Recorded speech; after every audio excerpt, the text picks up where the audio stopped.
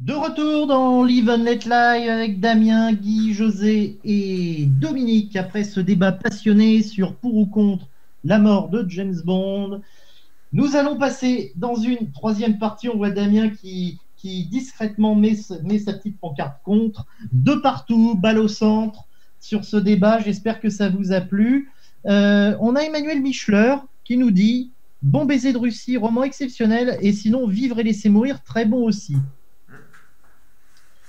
Et tu vois, et Damien, il faut que tu nous fasses une fiche de lecture sur Vivre et laisser mourir. Tu fais ce que tu veux, tu vas dans une brocante, tu trouves un roman plomb, et puis tu nous trouves Vivre et laisser mourir, et puis tu nous Est-ce que tu sous-entends que ce sont de tels bons livres se trouveraient dans une brocante, Mathieu? Bien sûr, absolument. Bien sûr.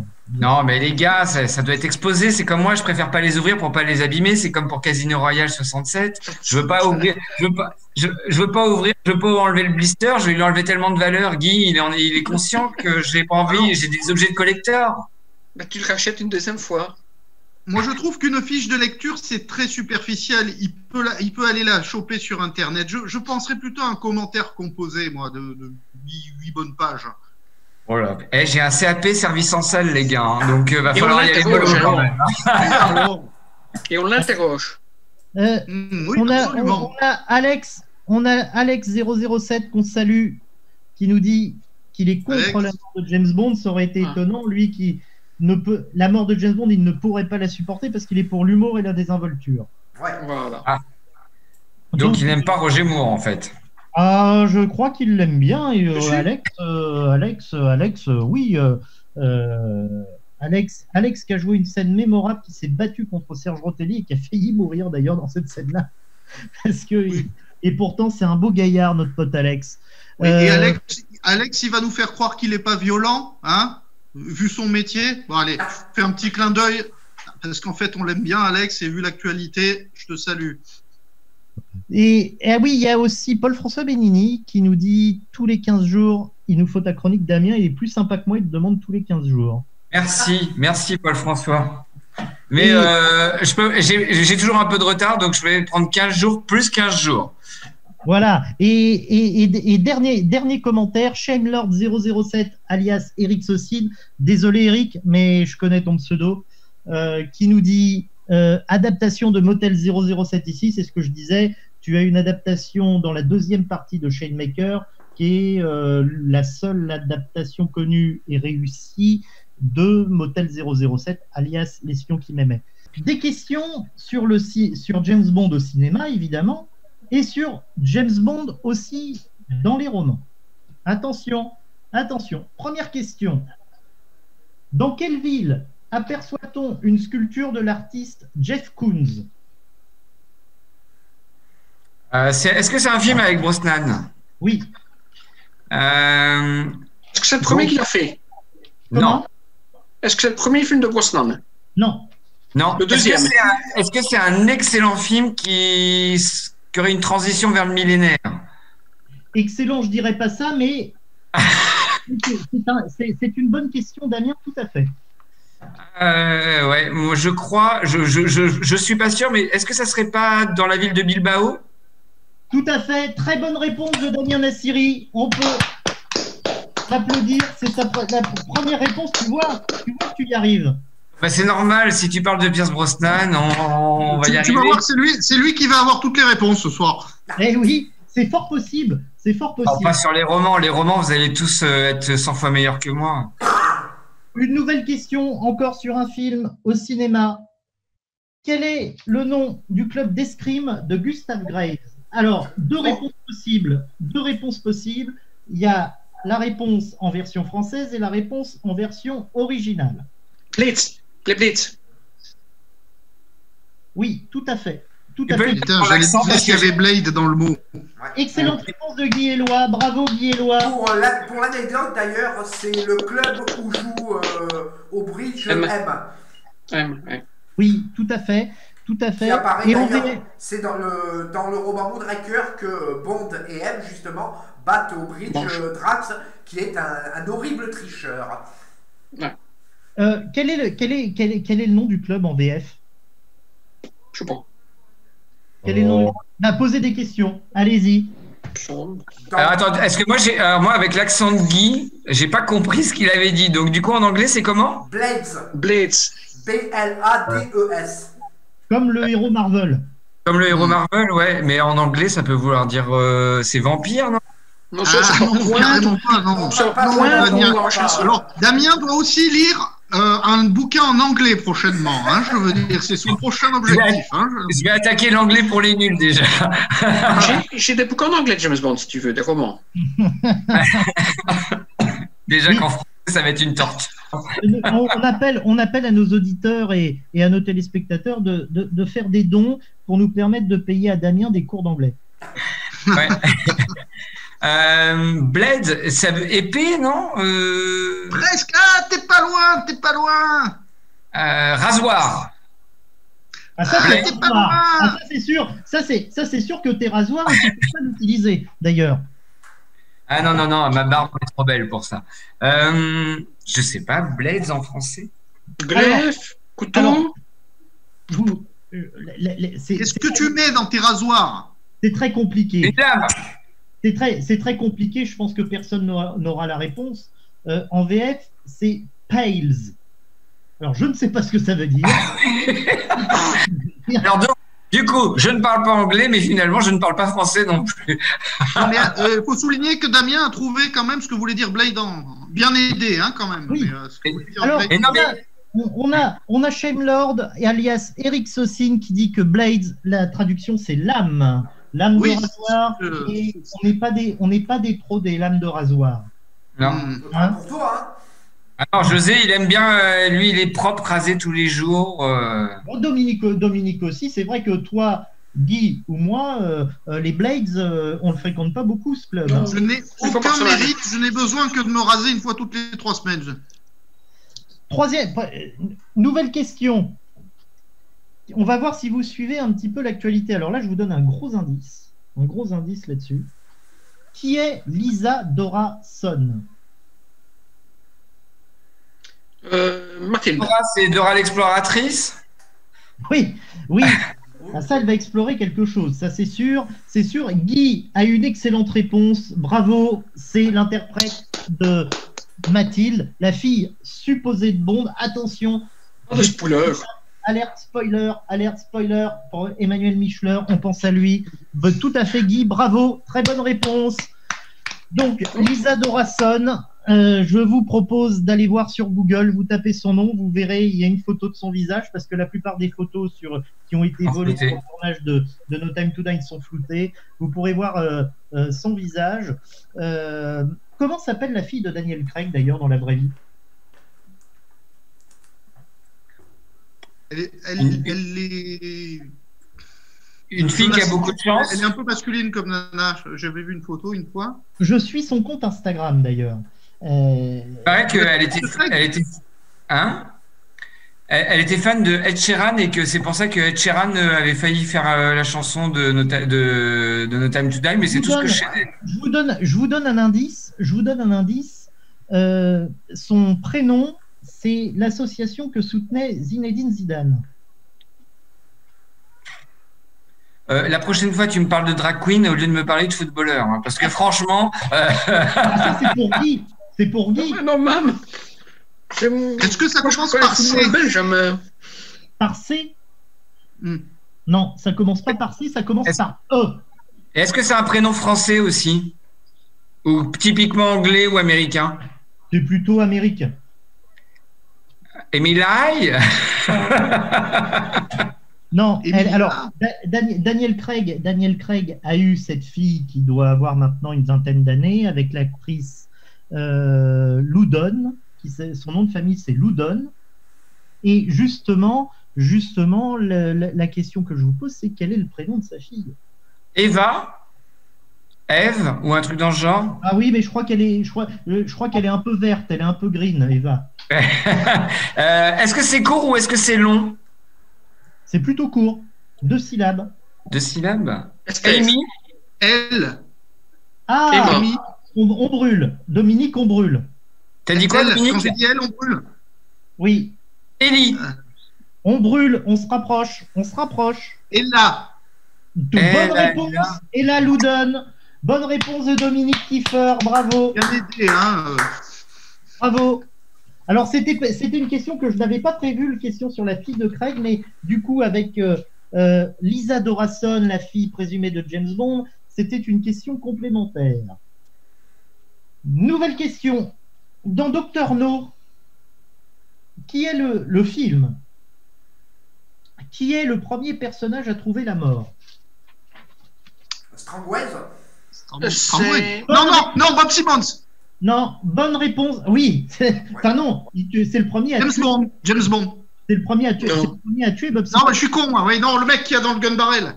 Excellente réponse de de José Mora. Strangways. Bravo José. Bravo, on peut l'applaudir. Alors, on va faire un lien avec les romans. Donc, le premier personnage à mourir dans la saga Ion au cinéma, c'est Strangways. Mais dans quel roman, autre que Docteur No, est-il apparu, Strangways? Ah, ça vous pas bien, ça. Excellente réponse. Deuxième excellente réponse de José Mora. Bravo, José.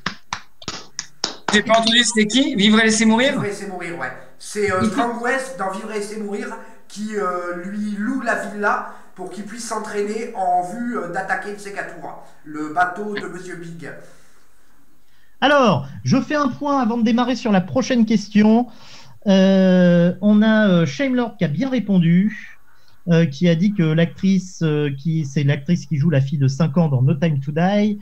Emmanuel Michler qui a trouvé la réponse, qui nous dit que sa grande fille c'est Ella Loudon, exactement. 007 Corsica alias Let's Go Paul-François Benini qui nous dit M, lol. Je trouve ça très drôle, excusez-moi.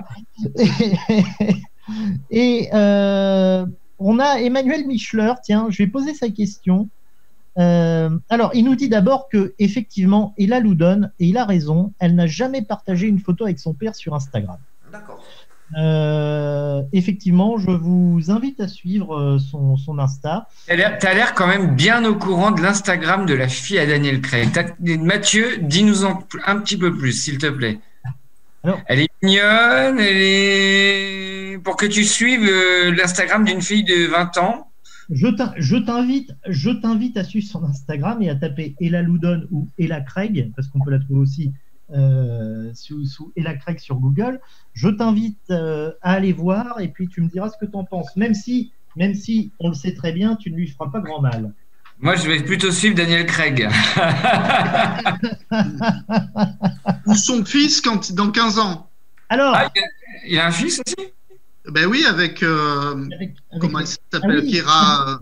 Non, c'est quoi le nom déjà de la femme de Craig? Raquel Weisz. Rachel Weisz, excusez-moi. C'est un fils qu'ils ont eu ensemble. Je crois que c'est une fille. Je pense. On va demander à nos auditeurs. Moi, je pense que tu as un fils. Garçon ou fille qu'ils ont eu avec Raquel Weisz, ça j'avoue que là-dessus, je crois que c'est une fille. On verra les réponses. Et Emmanuel Michler qui nous pose une question. Qui est le dernier à mourir dans la saga Ion? En fait, le dernier à mourir dans la saga Ion, ce sera James Bond. Voilà. Logique. C'est pourquoi. Non, techniquement, le dernier à mourir. Putain, je suis en train de chercher dans Spectre, mais parce qu'il n'est pas sorti No Time to Die, donc on peut pas encore le compter. Donc, quel est le dernier à mourir dans Spectre? Attention, tu nous sors une info. No Time to Die n'est pas encore sorti. Attention. Il me semble, mais il y a des gens qui ont demandé quand est-ce qu'il sortait en DVD, donc je sais pas. Alors, est-ce qu'il sortira un jour?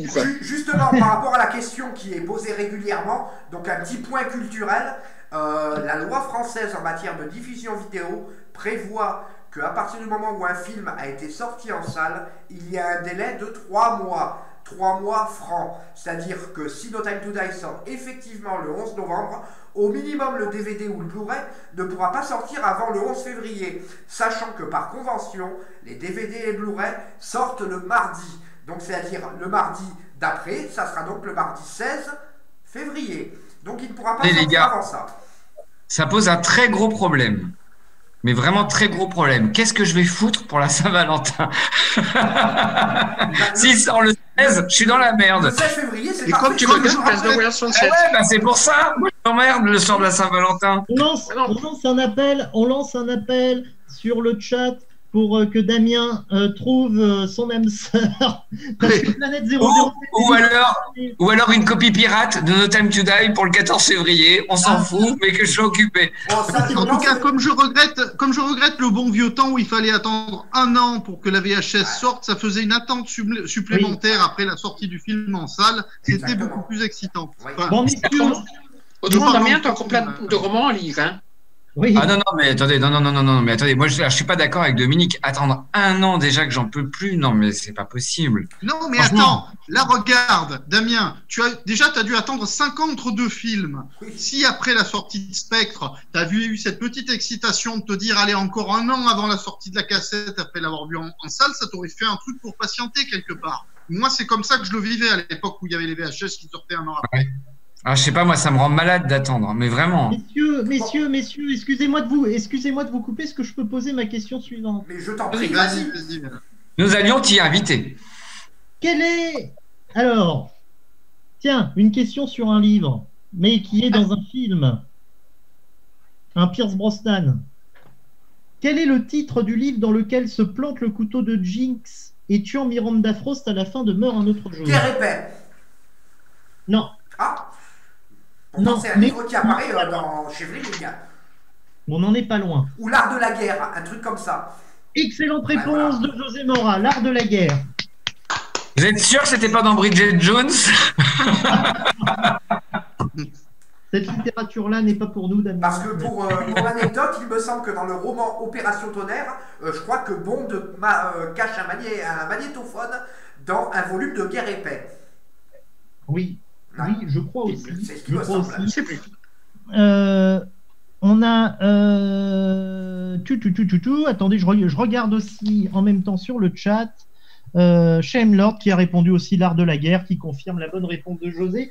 Alors, pour la petite information, l'art de la guerre, ça a été écrit par Sun Tzu, militaire chinois, stratège général et philosophe. Avant ou après période coronavirus? Je pense avant. C'est bien ce qui me semble. Encore un livre que je ne lirai pas. Une question. Alors, je te le conseille, moi je l'ai acheté, l'art de la guerre, je ne l'ai pas encore lu, mais, Et tu me le conseilles quand même. mais je te le conseille. Classique. Moi, je te conseille surtout un bon livre de Proust, façon à la recherche du temps perdu. Honnêtement, si tu as des problèmes d'insomnie, c'est radical. Alors, on va passer sur Une tragédie grecque, c'est pas mal aussi, hein, maintenant. on va passer sur une question. On va augmenter le niveau. On va parler un petit peu de Casino Royale. 67? Alors, pas tout de suite, on va parler de Casino Royale 54 pour te mettre l'eau à la bouche, Guy. C'est une question de Pierre Rodiac. Alors, vous allez voir que là, on augmente. Casino Royale 1954 est le premier film qui voit apparaître James Bond sur un écran. Il s'agissait alors d'un des épisodes d'une série TV intitulée Climax. D'où la question, de quel épisode, de quelle saison s'agissait-il? C'est pas le 3e épisode après la saison? Excellente réponse de Guy Eloi. Et Bravo Guy. Bravo. Bravo. Mon idole. Alors, on tu l'as a, vu, Damien, celui-là? Ah oui, bien sûr. Quelle question. on a, on a, Quoi? Ouais, j'ai adoré, c'est mon préféré de toute la saga, Guy. on a Shamelord qui nous dit par rapport au livre L'art de la guerre, ne t'engage pas dans une bataille, ne t'engage dans une bataille que quand tu l'as déjà gagnée. On a Walid Marez, très sympa, qui nous dit vos lives sont top, continuez comme ça. Et Paul-François Benigni, Damien, une fiche pour le prochain live, s'il te plaît, sur l'art de la guerre. On va avoir des fiches. Paul-François Benigni, et tu n'as pas fait Let's go. Il l'a fait par écrit, au moins. Alors, question suivante. Plus facile. Où se trouve l'établissement Casino Royale? Ça dépend, dans le film ou dans le livre? Dans le film. Au Monténégro. Au Au Monténégro. Ah oui, donc Casino Royale. Au Monténégro. Au Monténégro, ouais. Excellente réponse commune de Damien Nassiri et de Guy Éloi. Bravo. Je l'avais donné aussi, c'est pas juste. Bah, je On t'ai t'a pas- pas entendu. C'est mon oreille droite qui fonctionne plus très bien. Une autre question, assez facile aussi, que Damien devrait peut-être pouvoir répondre, mais vous aussi, c'est sur un film de Pierce Brosnan. Qui est le réalisateur du film Le Monde ne suffit pas? Merde. Michael Apted. Laissez Damien répondre. Michael Apted, C'est oui. pas merde, c'est pas Ouais. merde. Laissez Damien répondre. Non, mais Guy Éloi a raison, c'est Michael Apted. Excellente réponse de Guy Éloi et de José. Qui a réalisé, il me semble, Gorille dans la brume, il me semble aussi. Gorille dans la brume, tout à fait. Tout à fait. Il a réalisé Gorille dans la brume avec qui dans le rôle principal dans Gorille dans Sigourney la brume? Weaver. Sigourney Weaver. Exactement. Double bonne réponse de José Morin. On a du mal à le coller. Allez, on va passer à une question un peu plus dure. Parce que vous répondez quand même bien. Quel est le numéro d'immatriculation de la Rolls-Royce de Goldfinger? AUR1. Pas tout à fait. Ah, il me semble que c'est un truc comme ça. Ah oui, c'est vrai, t'as raison, c'est Il y un a eu. Oui, tout à fait. AU, oui, c'est la formule chimique de l'or d'ailleurs, AU, je crois. Tout Mais à il fait. n'y a pas R1, il y a AU, Non, je non, crois. au c'est début. AU1 ou un truc comme ça. Excellente réponse de José Mora. Excellente réponse collective d'ailleurs. Bravo. Tu peux répéter, c'est quoi? AU1? Ouais. C'est l'immatriculation de la Rolls-Royce de Goldfinger, c'est AU1. AU, c'est les deux premières lettres du prénom Auric. Oui. Et AU1, c'est le symbole chimique de l'or. Voilà, c'est bien ce qui me semblait, Tout ouais. tout à fait répondu. Ouais. Tout à fait répondu. Alors, c'est dommage qu'il ne soit pas là ce soir. C'était une petite question blague pour lui, parce qu'il me titille depuis quelques jours. Dans quelle ville meurt Patrice? Shanghai. Tokyo. Shanghai. Shanghai. Excellente réponse de José Mora. Bravo. Bon, je crois Bravo. que là, je remonte le niveau, hein. Je remonte le niveau. Heureusement que je suis là, hein. Bravo. Ouais. Bravo. Ouais, c'est Shanghai, ouais.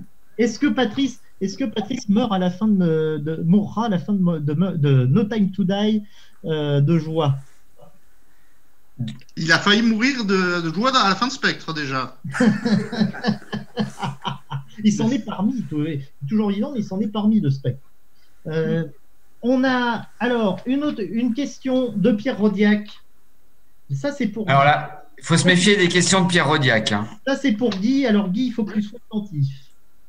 Oui. L'année 1967 fut l'occasion de 2 films de James Bond sortis la même année.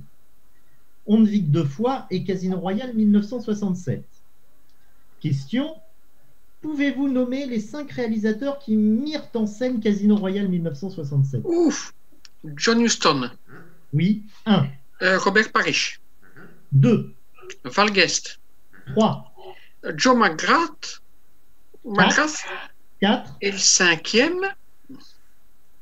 Le cinquième, je ne sais plus. Je ne sais plus le cinquième. Honte Oh à là toi. là là là. 4 sur 5, hein. Ouh. Oh, la déception, la déception. Attends. Tu nous bassines avec Casino Royale 67, Ah, même sans ah. connaître les réalisateurs. C'est une Ah, Mais honte. mais Guy, tu es une arnaque. Guy, tu es une arnaque. Attends, le cinquième. Damien, c'est qui le 5e? Voilà. Envoie-moi un texto pour que je puisse griller Guy et lui montrer que je l'ai vu. Le cinquième, attends, si je dis pas de bêtises, ça serait pas John Huston? Je l'ai déjà dit. Il l'a Je l'ai bien dit. D'accord. Il a dit, c'est le premier qu'il a dit, c'est le premier qui vient à John l'esprit. Huston, Robert Alors, Parrish. je vous répète, Guy a trouvé John Huston, Joseph McGrath, Robert Parrish et Val Guest. Il nous en manque un. Tu peux aller sur Google. Non. Non, Ah, c'est de la triche. purée. Qui encore? Tu vois, Chandler, tomber de cette estrade, Guy me déçoit. J'ai comme une sorte de tristesse au fond de moi. allez, 4 sur 5, bravo, parce que sincèrement, j'aurais été incapable de sortir un nom des 5 réalisateurs d'ailleurs. On a Shemlord qui a trouvé le dernier, Eric Sosin qui a trouvé le dernier réalisateur. Allez, je vous le dis, parce que vous ne trouverez pas, c'est Ken Hughes. Ah oui. Ouais, je sais plus. D'ailleurs, Bravo quand même, Guy. Hein. Ouais. Bravo Guy. D'ailleurs, On peut pour applaudir Guy. l'anecdote, Val Guest, ça aura fait plaisir à Marie-France, a réalisé, je crois, 1 ou 2 épisodes d'Amicalement Vôtre. On a Paul-François Benigni qui te pose une question très difficile, Guy, suite à cette question. Quelle actrice a joué dans Dr No et dans Casino Royale 67? Ursula Andress, je le sais. Ursula Andress. Incroyable. Bravo. Je sais un truc sur Casino Royale 67 quand même. Excellente réponse de Damien Nassiri. J'ai vu la bande-annonce ce week-end, Guy. On a... Pas regarde l'abondance, regarde le film. Lance-toi. Alors, Emmanuel Michler, alors ça, attention, c'est un peu plus difficile. Quelle actrice a joué dans Casino Royale 1967 et dans Au service secret de Sa Majesté? Très solide. Bravo, bravo Guy. Guy, mais vous n'arriverez pas à le coller sur Casino Royale 1967. Honnêtement, je lui laisse. Hein. C'est impossible, c'est impossible. Autant, moi, vous arriverez à me coller sur Casino Royale 1967 parce que je l'ai vu qu'une fois quand j'étais gamin. Je me rappelle de Jean-Paul Belmondo qui arrive en parachute à la Il fin. n'est pas en parachute, il arrive par la porte. Ouais. Ah, bah, tu vois, il n'est pas en légionnaire. Si. Ah, voilà. Alors, Les gars, si je peux me permettre une seconde, arrêtez de parler de Casino Royale 67. Vous me donnez vraiment pas du tout envie de le regarder. Je suis désolé. et bien justement, Damien, on va passer sur une autre question. Alors là, si vous me dites la bonne réponse, là, franchement, bravo, chapeau. Dans Les Diamants sont éternels. Le livre ou le film? Comment? Le livre ou le film? Le film. Où se situe la plateforme pétrolière? À Baja, en Californie. À Baja. Oh la vache! Au large de la péninsule de Barra, au Mexique. Excellente réponse de Dominique Kiefer et de José Mora. Bravo. Oui. Oh, Moi, j'aurais juste dit au Mexique. celle-là. Bon. Oh, c'est du gâteau, celle-là. Bah, C'est moi, mé- pardon, moi je le savais pas. Je savais ça pas. s'écrit C'est mémorable quand il dit Baja. Voilà, Je ouais. ne possède rien à Rien. Baja. Oui, c'est vrai. Et d'ailleurs, pour les adeptes de la langue française, enfin, des noms propres, ça s'écrit B-A-J-A. Mais c'est en espagnol, quoi. Oui. Situé à l'ouest du Mexique, s'étend sur 1250 km de Mexicali au nord, à Cabo San Lucas au sud. Bravo, excellente réponse. Allez, on a encore quelques questions. Alors ça, c'est pour José, elle est très facile. Elle est très facile, mais ça, c'est pour toi. C'est mon cadeau. En quelle année est sorti Rien que pour vos yeux au cinéma en France? 1981, avant-première, je crois, le 26 juin. Si mes souvenirs Bravo, sont bons. excellente D'ailleurs, réponse. voilà. Excellente réponse de José Mora. Alors, on a encore deux questions. Alors, celles-là vont être un peu plus costauds. Je vais commencer. Alors, ces deux questions de Pierre Rodiac, les deux dernières questions. Wendy Armstrong, épouse de Vic Armstrong et cascadeuse sur Jamais plus jamais, ainsi que dans Demain ne meurt jamais, où elle double Michelle Yeoh dans La poursuite en moto, a un lien avec un autre technicien de la saga James Bond. De quel lien s'agit-il? Il n'y a pas un gars qui s'appelle Armstrong qui ferait partie des. C'est ça, il a marché sur la Lune? C'est pas un trompettiste. Non, c'est pas ça. Ah, moi, j'en ai des trompettes ce soir. Hein. Wendy Armstrong, elle est épouse de Vic Armstrong et cascadeuse. A un lien familial avec un autre technicien de la saga James Bond. Lequel? Un technicien. Hein. Oui. Alors, essayez de poser des questions, essayez de trouver des liens, des jeux de mots. Je peux vous dire que le nom de cette personne, avec qui Wendy Armstrong a un lien familial, c'est un fruit que l'on peut consommer dans les restaurants chinois. Le fruit du dragon? Le litchi? Le litchi, voilà. D'accord, ok. Et ensuite? Et vous avez une partie du nom. C'est Litchi. Exact. C'est pas la fille de George Litch, le cascadeur? Exactement. Voilà. Excellente réponse de José Mora. Bravo. C'est l'épouse de Vic Armstrong. Elle a doublé, je le répète, Michelle Yeoh dans Demain ne meurt jamais. Elle a été aussi cascadeuse sur Jamais plus jamais. C'est la fille de George Lynch. Excellente réponse. Qui a été cascadeur sur 11 James Bond. Absolument. Bravo José. Bravo José. Bravo, José. Et une dernière question pour terminer cette partie. qui fera lien avec la dernière partie, la guerre des Bonds. En 1983, fut également l'occasion de 2 films de James Bond sortis la même année. Octopussy, produit par Albert Broccoli, et Jamais plus jamais, produit par Kevin McClory. Et cette année, que je te coupe, Oui. cette année-là, il y a aussi eu le téléfilm Le Retour des agents très spéciaux, avec George Lazenby, qui fait James Bond. C'est vrai. C'est vrai. C'était la question, Guy. Merci de l'avoir gâché. C'est une anecdote culturelle et on voit que Guy a des connaissances sur George Lazenby, sur la carrière de George Lazenby. On fera d'ailleurs peut-être par Guy une émission sur la carrière de George Lazenby dans le film de Hong Kong. Et dans Emmanuel. Il n'y a que sa participation à Emmanuel qui m'intéresse. Alors, donc, on est d'accord, on est sur Octopussy en 83, produit par Broccoli et Jamais plus jamais, produit par McClory. La question, citez-moi au moins 4 acteurs ou techniciens qui ont travaillé sur Jamais plus jamais et également sur un ou plusieurs films Ion. Valérie Léon. Bonne réponse. Sean Connery. 2, bravo. Ah, Roger, non. Al Giddings pour les séquences aquatiques. Je n'ai pas Mais ce moi je nom-là. l'ai par contre. Par contre, je l'ai. On vérifiera, on demande à nos téléspectateurs de vérifier. Je n'ai pas la réponse sur ma feuille parce que je suis le seul à avoir les réponses sur ma Vérifiez feuille. sur IMDb, mais Al Giddings a tourné les séquences aquatiques de Rien que pour vos yeux et celles de Jamais plus jamais. Tu viens avec tes questions, il vient avec ses réponses. Voilà. Il y en a un troisième qu'on vient de citer sur la question précédente. Litchi Vic Armstrong. Oui, Vic Armstrong. Vic Armstrong. Exactement. Bah écoutez, on y Il y en a est. que 3 là. 3. Et on a aussi Vic Armstrong et on a aussi une autre personne. Et attendez, même avec les réponses, il a du mal à nous les sortir. Non, mais j'essaye de Ça faire me des rappelle Julien Lepers. Tu sais. Ouais. Vous voyez plus, j'ai la fiche, j'ai plus la fiche. Excellent. Julien Lepers. Oh non. Oh Oui, non. oui. Et ben la dernière, je vous l'ai dit parce que ensuite nous allons passer à notre dernière partie, la guerre des Bonds avec une vidéo réalisée par Patrice Godin. La dernière c'était Wendy Armstrong. Bonne réponse à tous, merci beaucoup et à tout de suite après une petite pause pub. Merci à vous.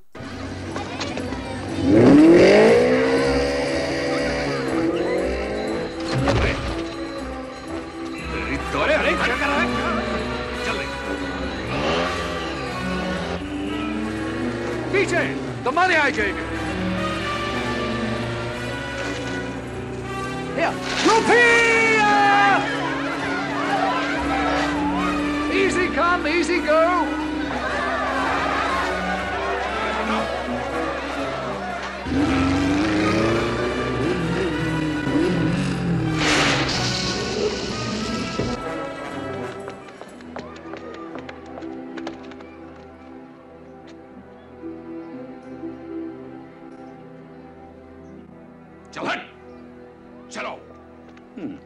It certainly pays to advertise. De retour pour la fin de ce Live and Let Live spécial 007e. Vous avez vu donc la vidéo de Patrice Godin qu'on salue, qui n'est pas avec nous ce soir, mais qui quand même trouve le temps de commenter sur YouTube. Et je laisse la parole à José pour une nouvelle chronique. À toi, José. Alors, c'est pas vraiment une chronique, mais bon, un petit point de quelques indications concernant la vidéo qu'on vient de voir. Bon, c'est vrai que la situation peut prêter à rire, quelque part, entre cette soi-disant rivalité qui a pu exister à l'époque du tournage d'Octopussy et de Jamais plus jamais, et surtout ce que la presse a prêté en termes de querelle entre Roger Moore et Sean Connery. Bon, la réalité, on l'a évoqué la semaine dernière avec Marie-France, c'est absolument très loin de la vérité. En revanche, ce qui a existé, c'est une véritable querelle de producteurs, à savoir entre Albert Broccoli et Kevin McClory. cette querelle, elle a engendré, et on l'a évoqué aussi, mais on n'a pas voulu rentrer dans les détails parce que ce n'était pas du tout le propos de l'émission, elle a engendré beaucoup d'anomalies, notamment au niveau de Jamais plus jamais. À savoir que Octopussy a coûté à peu près dans les 26 millions de dollars, là où Jamais plus jamais, on avait quasiment coûté le double. On estime, d'après Variety, aux alentours de 50 millions de dollars de budget. Et malheureusement, et ça a été évoqué sommairement la semaine dernière, Jamais plus jamais n'a pas à l'écran l'impression d'avoir coûté si cher.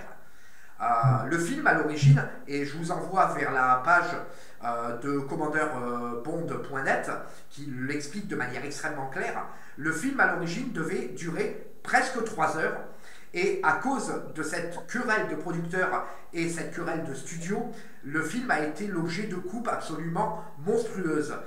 Coupe au niveau d'énormément de plans à effets spéciaux, au niveau de la scène de la moto, au niveau de la mort de Blofeld, on l'a évoqué à l'occasion d'un sondage il y a quelques jours de ça sur notre groupe, et en fait finalement, avec cette querelle, ça a été un film finalement ni fait ni à faire. Un film que j'adore au demeurant, mais qui est très décevant par certains côtés artistiques. Pour vous donner un ordre d'idée, les plans qui existent aujourd'hui dans le film existant sont des inserts et des composites du missile qui est en train de survoler les plaines, les mers et les forêts. À l'origine, Irving Kirchner avait l'intention de faire une prise de vue par hélicoptère en POV, en point of view. Tout ça, ça a été coupé parce que le studio ne voulait pas, de dépasser le budget qui était déjà conséquent, vouloir sortir impérativement le film dans le temps qui était imparti. Et donc finalement, le film a été coupé, recoupé, sacrifié, modifié, et finalement, Jamais plus jamais, on est devenu quelque part un film un peu bâtard. Et c'est ce que j'ai toujours un petit peu reproché à ce film, c'est que effectivement, oui, on peut en rire aujourd'hui de l'interprétation, ou du moins la surinterprétation de la presse, mais finalement, la réalité artistique sur Jamais plus jamais est beaucoup plus dramatique que ça. Merci José, merci à vous de nous avoir suivis. Alors je vais faire un petit point sur les messages parce qu'on a Sacha Touille qui nous vanne depuis tout à l'heure. Sacha Touille, alias Patrice Godin, qui n'est pas là ce soir. Il aurait dû être là, mais il n'est pas là, mais il se permet de balancer des petites vannes. Il nous dit par exemple, arrête de bailler Damien, c'est intéressant ce qu'il dit José. Oui, tout à fait. José. Très intéressant. C'était très intéressant en plus parce qu'en fait, il confirme le fait que Jamais plus jamais n'est pas un bon film. Ah non, merci. Attention, c'est pas ce que j'ai dit. Merci, José. Je n'ai pas dit que c'était. Moi, honnêtement, je trouve que c'est un très bon film. Le scénario est très intelligent. Sean Connery joue très bien. Mais le problème, c'est qu'artistiquement, ça a été un film qui a été bâclé pour des querelles de producteurs. Alors que ces querelles-là n'avaient aucune raison d'être puisque la famille Broccoli a quand même touché 5% des recettes. Mais José, je ne fais ça que pour t'embêter, que pour te faire râler, et ça marche. Au moins, voilà, c'est clair. Pour vous rassurer, puis on va clôturer l'émission, il ne nous reste plus beaucoup de temps. Il y a Paul-François Benini qui nous dit super live, let's go. Et je vais lui répondre parce que Patrice nous embête. Et oui, c'est un super live parce que justement, Patrice n'est pas là. Non, il me manque, moi. Allez, Patrice, on te revoit la semaine prochaine. Ouais, salut Patrice. Il y a Jessie qui nous dit aussi un invité, il nous pose la question, un invité la semaine prochaine. Oui, on aura un invité. Je ne peux pas dévoiler le nom de la semaine pour l'invité de la semaine prochaine. Et on va devoir se quitter. Merci beaucoup de nous avoir suivis pour cette 007e. J'espère que ça vous a plu. Et je vous dis à la semaine prochaine. Allez, salut, ciao!